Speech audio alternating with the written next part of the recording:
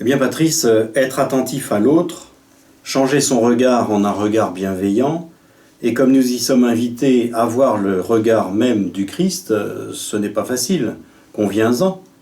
Mais de toute façon, on est vite confronté à cette question, quoi faire, pratiquement? Oui, c'est bien la question. Quoi faire? Et honnêtement, on se sent souvent désarmé, quand on a à vivre une relation fraternelle avec l'inconnu, croisé dans la rue, le train, en faisant nos courses, ou une démarche administrative. Parfois, ce sera tout simplement par une attitude, un geste, un sourire, une aide proposée à une maman qui descend un escalier, avec sa poussette, par exemple. L'effacement devant la personne pressée, la porte que l'on maintient ouverte. Voyez des gestes simples, des gestes de tous les jours, des toutes petites choses. Mais comment incarner la vie fraternelle devant les grandes détresses, qu'il s'agisse de nos proches ou de plus lointains? Relisons ce passage de saint Matthieu où Jésus nous parle du jugement dernier. Le frère malade, le pauvre, l'emprisonné. S'agit-il seulement des proches que je connais? Le pape François le rappelle, et nous allons l'écouter.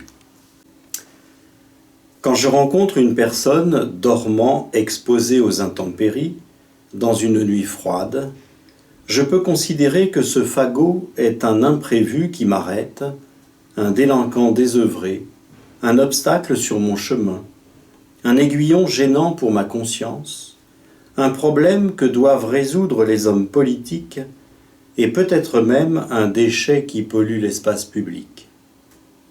Ou bien, je peux réagir à partir de la foi et de la charité, et reconnaître en elle un être humain doté de la même dignité que moi, une créature infiniment aimée par le Père, une image de Dieu, un frère racheté par Jésus-Christ. C'est cela, être chrétien. Alors n'hésitons pas, allons en dehors de nos milieux de vie, risquons ces rencontres imprévues avec un autre, comme nous y invite là encore le pape François. C'est pourquoi, dit-il, si nous osons aller aux périphéries, nous l'y trouverons, il y sera. Jésus nous devance dans le cœur de ce frère, dans sa chair blessée, dans sa vie opprimée, dans son âme obscurcie, il y est déjà.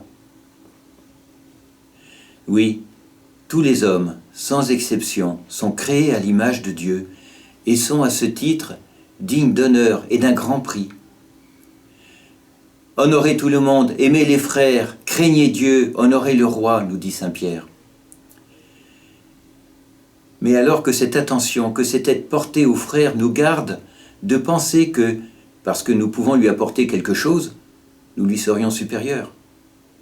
Cherchons au contraire à découvrir tout ce qu'il nous apporte et dont nous-mêmes lui sommes redevables. Oui Patrice, mais tout cela peut bien devenir difficile au quotidien. Tout le monde n'a pas le charisme de Mère Teresa. On peut tomber dans un sentiment de culpabilité devant tout ce qu'il faudrait faire. Et pour être franc, je ne m'en sens pas capable.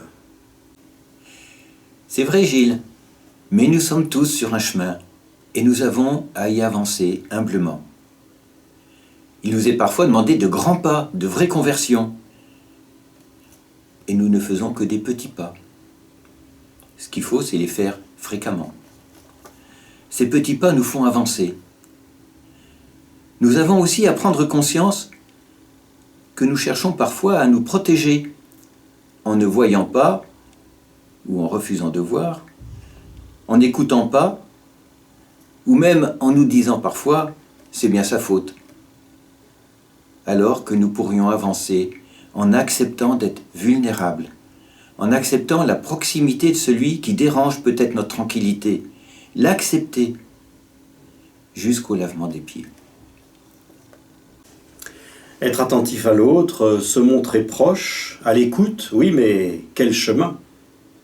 Si déjà on cherchait à ne pas porter préjudice, que ce soit directement ou même indirectement, Ne serait-ce pas déjà un grand pas, ne crois-tu pas? Vivre en frère, avec la délicatesse du Père, ouvre en effet mon cœur à une plus grande attention à toutes les conséquences de mes actes. Cela m'invite à prendre conscience du mal que je fais, peut-être à mon frère proche ou lointain, sans même en avoir conscience. Le pape François, dans son encyclique Laudato Si, montre bien combien nous sommes responsables de la maison commune.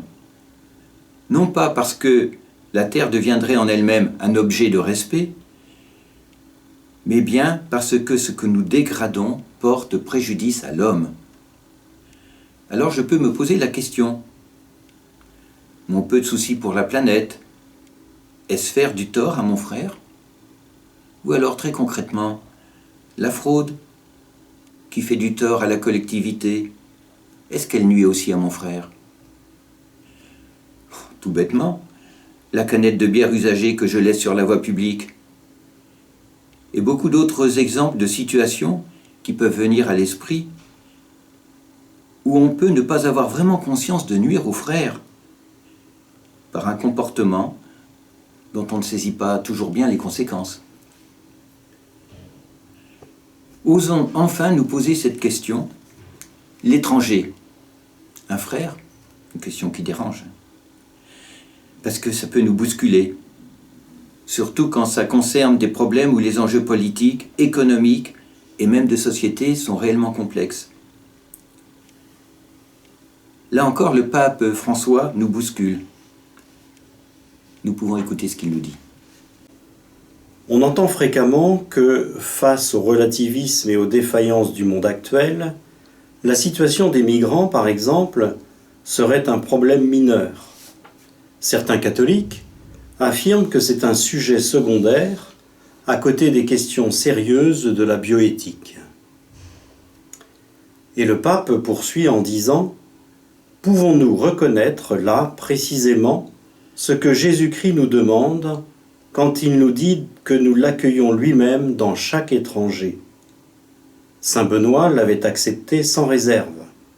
Et, bien que cela puisse compliquer la vie des moines, il a disposé que tous les hôtes qui se présenteraient au monastère, on les accueille comme le Christ. En l'exprimant même par des gestes d'adoration, et que les pauvres et les pèlerins soient traités avec le plus grand soin et sollicitude. » Et peut-être maintenant, pour conclure devant toutes ces questions qui peuvent se poser quand on rencontre l'autre, oser dans son cœur demander au Christ « Et toi, Seigneur, que ferais-tu » et lui demander aussi la force de l'accomplir. Alors, peu à peu, découvrir que vivre une vie fraternelle avec ma famille, mes proches, et même l'inconnu ou l'étranger que je rencontre, est une vraie source de joie et un chemin de sainteté. Nous en reparlerons à la prochaine rencontre.